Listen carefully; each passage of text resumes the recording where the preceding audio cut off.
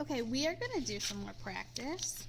And in these practice problems, you could have law of conservation of mass, you could have law of definite proportions, or law of multiple proportions. You have to figure it out. So I'm going to do some with you to see if I can help you be able to figure out which one you need. So for number 10, two compound samples are found to have the same mass percentages of the same elements. So here's my key. What can you conclude about the two samples? So just show you the definition again. So law of definite proportion says that compounds are composed of the same elements in the same proportions. So by definition, these guys are the same. Let's do number 11. For each compound in the table, find the ratio of the mass of oxygen to the mass of hydrogen. So when you're doing these, make sure you're doing in the right order. They give us oxygen first and then hydrogen, so I need to do them in that order. So for water, I'm going to take 16 divided by 2, and that's 8. So the ratio is 8 to 1. For hydrogen peroxide, it's 32 divided by 2, which is 16. So that's 16 to 1. So this was law of multiple proportions. Let's look at number 12. If 5 grams of element A combines with 16 grams of element B to form compound AB. Okay, so I'm going to draw this out for you. So I have element A plus element B, and I'm going to make compound AB. And in this first example, we're going to have 5 and 16. And that's going to form AB. Well, what if we were going to make AB with a little 2? And that little 2 means there's 2 of them, right? So that would be still 5 grams of A, but this time it would be 32 grams of B. And for AB with a little 3, we would have 5 grams of A, 48. So we're going to do number 13. A 2-gram sample of sucrose is 6.5% hydrogen. What is the mass percentage of hydrogen in a 300-gram sample of sucrose? Explain your reasoning. So I want to remind you of the definition of law of definite proportions. Compounds are composed of the same elements in the same proportions. So we have sucrose in both of these scenarios that they're talking about.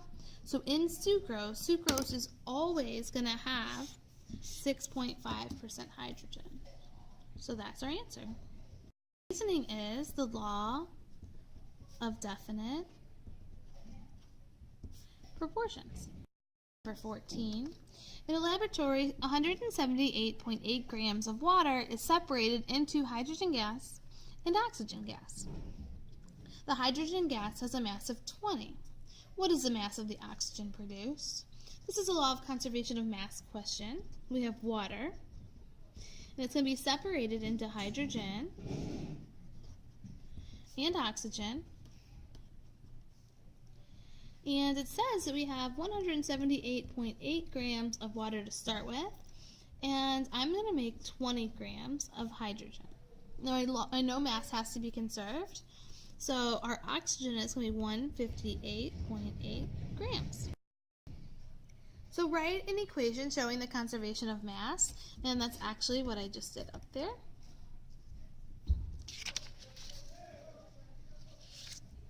Let's do 15. During a chemical reaction, there's 2.445 grams of carbon, and it's going to react with 3.257 grams of oxygen to form carbon monoxide gas. How many grams of carbon monoxide will form in this reaction? So again, I'm going to draw it out for you. We have carbon that's reacting with oxygen, and it's going to make carbon monoxide actually.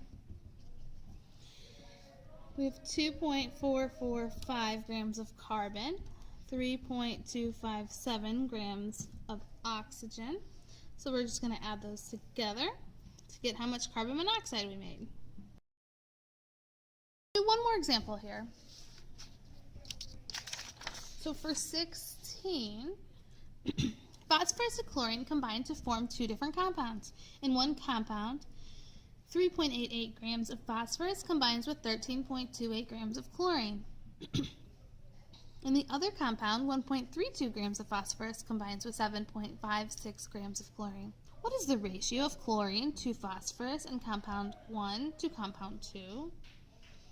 So we have to start off at the beginning. We need to find the ratio of chlorine to phosphorus in the first compound. So compound 1, you take chlorine first over phosphorus. We're going to do the same thing for compound 2.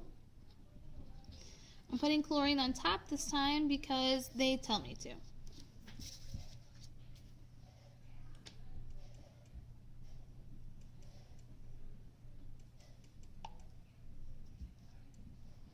So I get exactly 10 to 1 for compound 1, and I get 5.7 for compound 2. So, what is the question is really asking, what is the ratio of chlorine to phosphorus in compound 1 to compound 2? So we're going to do 10 divided by 5.7.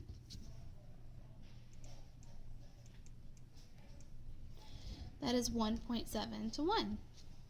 Does this data support the law of multiple proportions? Yes. How do I know? I got different proportions and it told me they were different compounds. So I should have. Okay guys, for the rest of the answers, you can see the answer book and let me know if you have any questions in class.